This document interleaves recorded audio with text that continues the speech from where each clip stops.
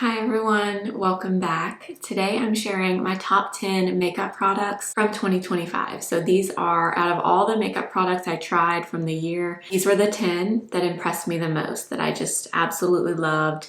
Top favorites. Most of them were newer launches from the year, but I think there's at least one, maybe two, that were just products that were not new. I tried them though and fell in love. I thought about doing a longer video and including more products that I liked from the year because I tried a lot of makeup this year as I normally do, but I find that these top 10 videos are a little bit more helpful and it really makes me also kind of reflect on what I loved the absolute most, and I think it's the most beneficial for you as a viewer as well. So today we are just focusing on makeup, but I did decide I'm gonna do a top 10 hair and skin video and a top 10 lifestyle video as well. So those will be coming in the next few weeks. So make sure you're subscribed so you don't miss those videos.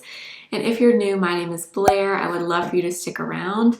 Please subscribe if you haven't already, and let's go ahead and get into my top 10 makeup products of 2025.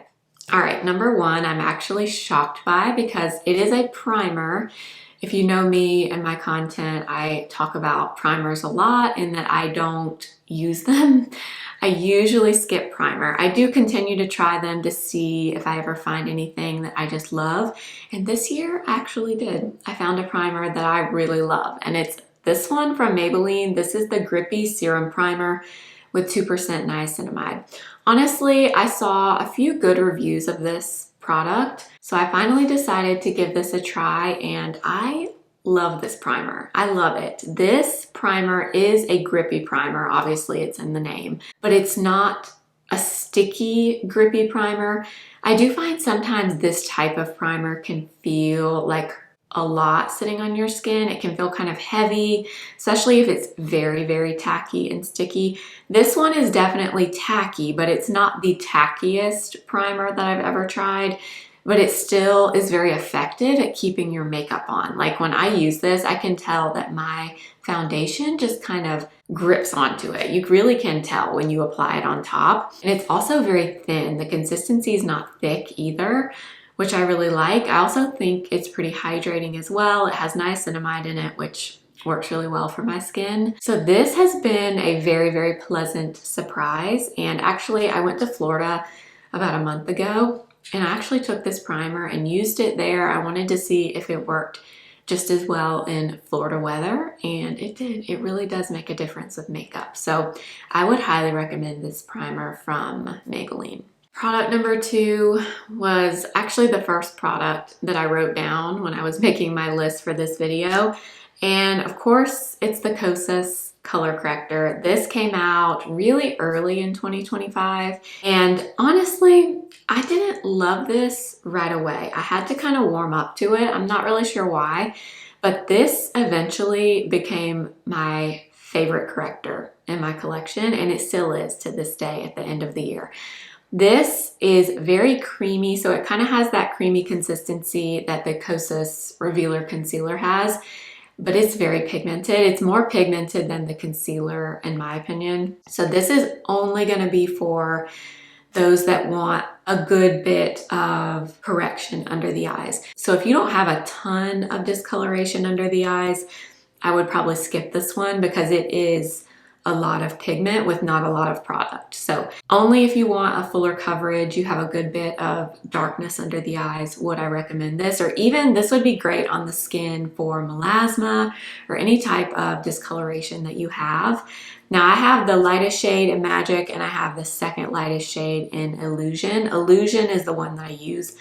I don't use Magic. This is basically just a brightener, so this doesn't do much in terms of color correcting. But Illusion is perfect, absolutely perfect. And right now, y'all, my dark circles are as bad as they've ever been because I have a 6-month-old baby that is not sleeping great. Therefore, I am not sleeping great. So my dark circles are out in full force. So we really need this.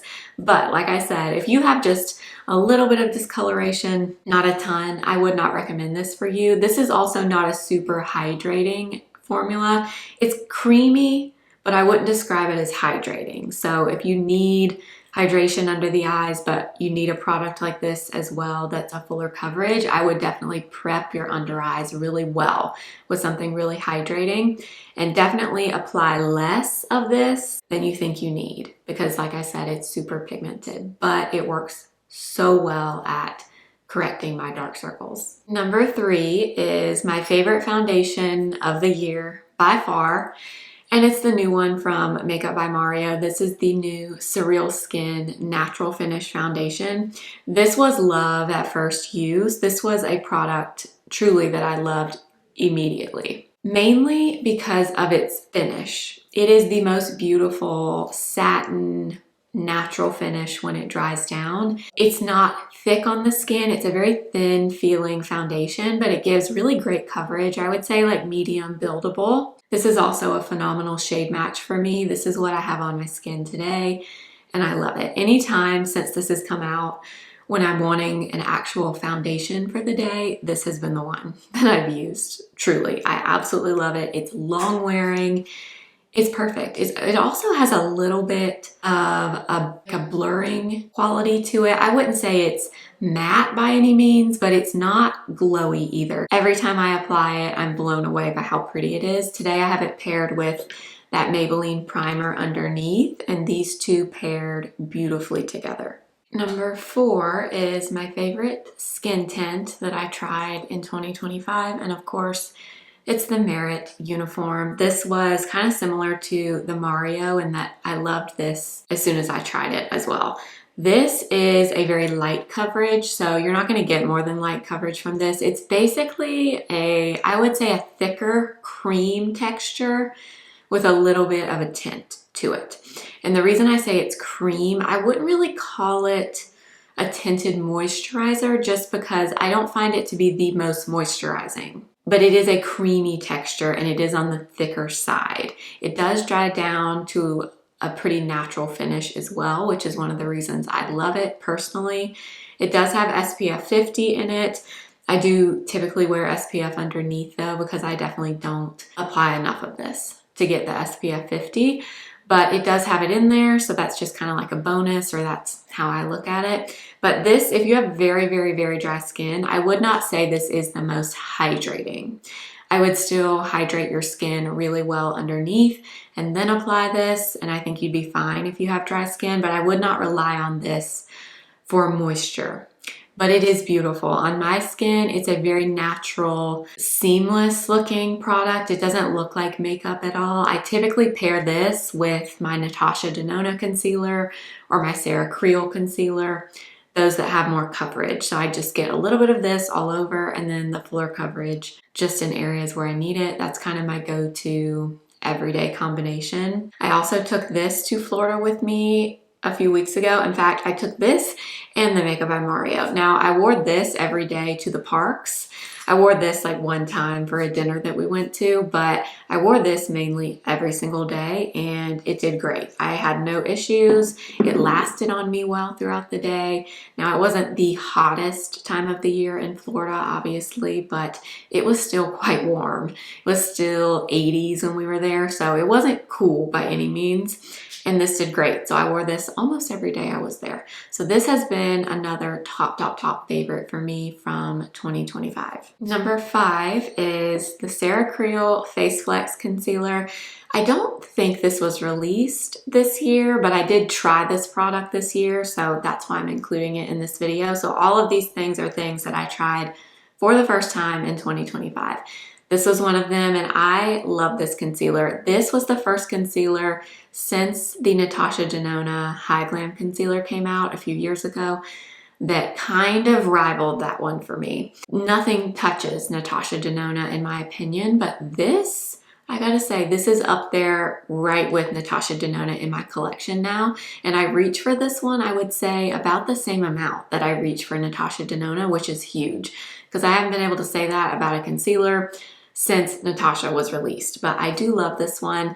Now, this is a very expensive formula. Is Natasha Denona great as well? Yes, I love that one. I do think this one is slightly thinner than Natasha Denona. So if you have more mature skin and you don't like a thicker concealer, you find Natasha Denona is a little too heavy for you, but you do still want pretty good coverage from your concealer, you might like this one. Now, one thing I will say about this formula is, or two things, it dries pretty quick.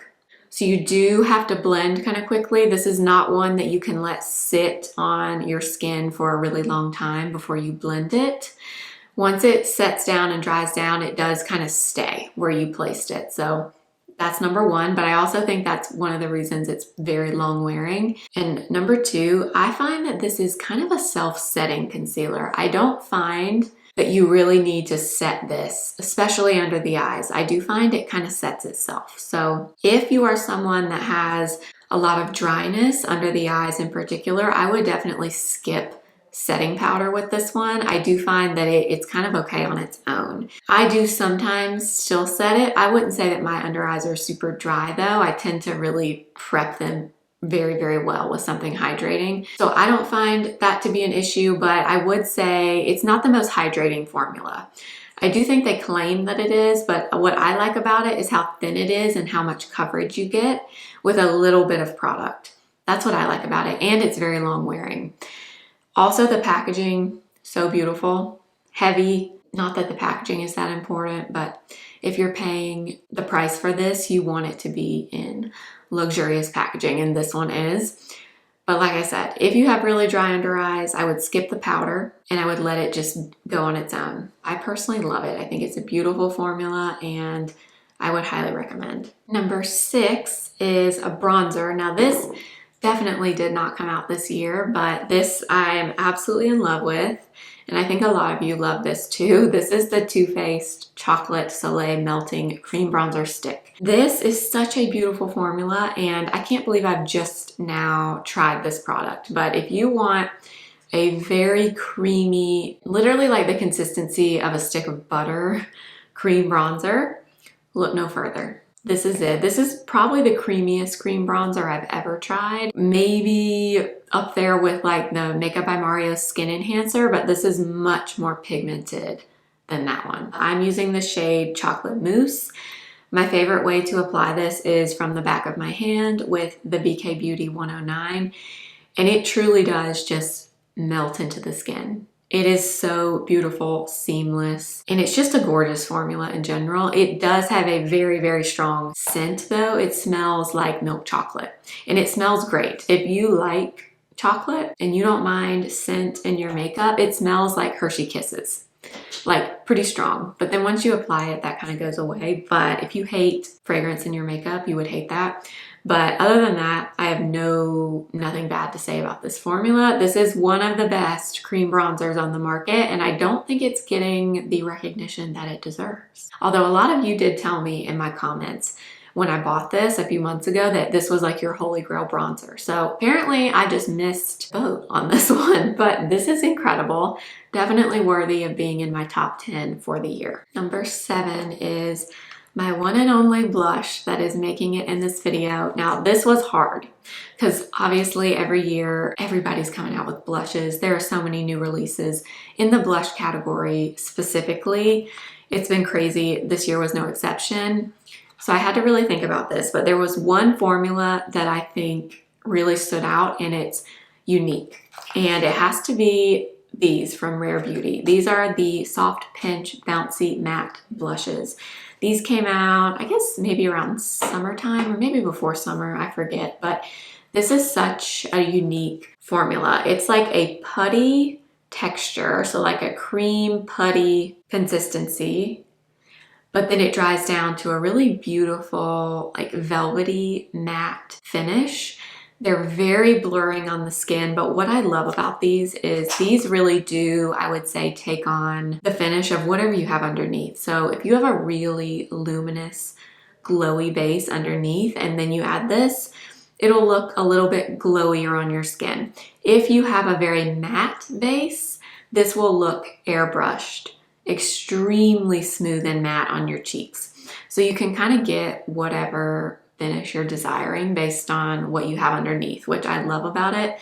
I have a few shades. These are the two I use the most. Hope is what I use today, which is a typical kind of blushy, mauvey color. One of the colors that I always gravitate towards. This goes with everything that I love. So I do have this on today. And the other thing I love about this formula is it's so buildable. So this is not a formula that you have to be careful with at all. You can just go right into the pan, go right on your face, and you'll be fine. And you can continue to add more and build up the intensity if you want, or you'll be happy with your initial application. It's a beautiful, beautiful blush formula, and I think the most unique out of all of them that I tried this year. The other one that I love though, if you have been around my channel for a few months, you'll remember when I tried this one. This was my first time trying a red blush. This is the shade Grateful, and it is so pretty. If you've not tried a red blush, this one is like a really bright cherry red. I know it looks like really scary, but then look at this. Do you see that? It is literally like airbrushed. It is so gorgeous and it looks so pretty on the skin. So don't be intimidated by the red, because I definitely was, but once I tried it, I was hooked. This color is so beautiful. Number 8 is a powder. This one blew me away. The L'Oreal Blurfection Loose Setting Powder. I got this with very high hopes because I've never loved, ever, since I've been trying makeup, I have never loved a drugstore loose powder, but I do now. And honestly, I've tried a lot of powders this year, a lot that I liked. This one is my favorite though. This one blew me away. This is like a must try. If you haven't tried this powder and you have any need for a loose powder in your life, you must try this. I wear the shade Translucent Light. This is a gorgeous, lightweight, finely milled setting powder. It is so smoothing and blurring, but it doesn't look heavy. Not even just a little bit like powder on the skin. It is so beautiful and it looks gorgeous under the eyes to set your concealer. Every time I use this, I like look in the mirror and I'm stunned by how pretty it is. I'm not kidding. This is my favorite powder by far. And I mean, out of all my high-end powders that I tried this year, this is the one in my collection. Since I tried this, I've reached for this daily or every day that I've done makeup. I'm telling you, if you haven't tried this, you must. Number 9 and number 10 are eye products from the same brand. And I had a few things here that I kind of wanted to include, but of course I had to put in Makeup by Mario Master Matte's Cream eyeshadows. I feel like I have not shut up about these since they came out. I love this product so much, especially this one. I use this today. This is the shade Sandstone. I will make sure to insert swatches of the colors that I have here, but Sandstone is my perfect one and done to even out my lids and add just a little bit of color to my eyes. I cannot tell you how many times I've used this just on its own on my eyes, and that's it. This is great as a one and done, like I said, but you can also use this like a primer. It is really matte. So once this dries down, that's it. It's not going anywhere. So you must blend these really quick. You cannot apply them and like do something else on your face and then go back to blend. I do that sometimes with certain things. You can't do that with these. They will start to dry and then you cannot move them. So that's the only thing. You do have to apply them and blend intentionally. Otherwise you will wind up with a big splotchy cream eyeshadow on your eye. But if you blend them quickly, they will blend beautifully, last all day. And today I actually have on eyeshadow, powder eyeshadow over this. Now, if you have extremely dry eyelids, these are probably going to be too matte for you. I would say you should go for the Armani eye tints. Very similar product, but those are a little bit creamier and just a little bit more forgiving in terms of the finish, whereas these are like a powdered velvety matte finish. So if your eyes are really, really dry, I would go with the Armani. I also have the shade Mauve and the shade Taupe. I love these two, but just for like an everyday one and done, Sandstone has been my go-to. And number 10 is my eyeshadow palette. Now there was one other palette that I thought about putting in, but ultimately I had to go with Makeup by Mario again, the Nature palette. This one kind of got mixed reviews when it came out, which really surprises me, to be honest. I think this is an absolutely beautiful palette. I love everything about it. The color story. I love his formula, especially his mattes. They're so easy to use and blend. And these colors just speak to my soul. I love it so much. This is what I have on over the sandstone shade in the cream eyeshadow. I used a little bit of this matte, this matte, this matte, this matte, and then I used this rose gold topper right here. Now, these are different. I kind of talked about this in my review, but the topper shades in here are different from his previous toppers, particularly the original Ethereal Eyes. These have more color to them, more of a base to the shadow, not that like translucent sparkle kind of shadow that the first palette had. So if you're looking for that and you're wanting that from this palette, you're going to be disappointed. I would not get this palette for that. But if you like a little bit of that like wet look, but you don't mind a little bit of a base pigment in there as well, this palette is just beautiful. This is my favorite shade, and I know you're rolling your eyes because it's so boring.